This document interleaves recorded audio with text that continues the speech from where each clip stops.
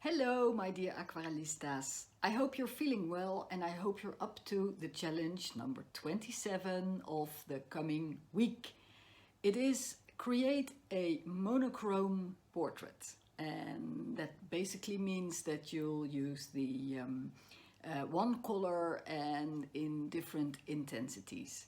I have, of course, attached a couple of example pictures. Note that if you want to do your own portrait of a loved one, for instance, and you don't know how to make it black and white, because that's much easier to work from, you can send it to me and I'll send it back in black and white.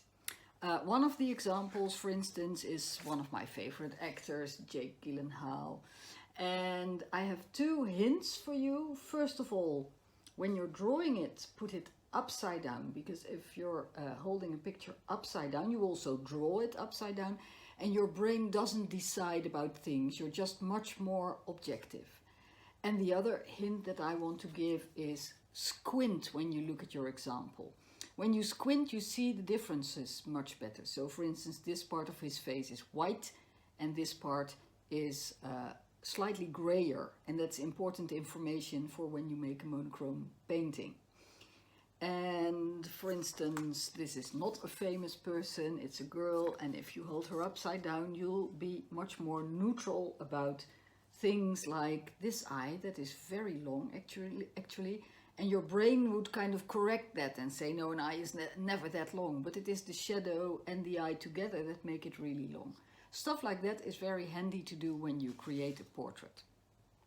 The demo of this week that comes after that is my monochrome picture of my sadly deceased brother-in-law as a young boy of around 11 years old, and I have created it for his mother.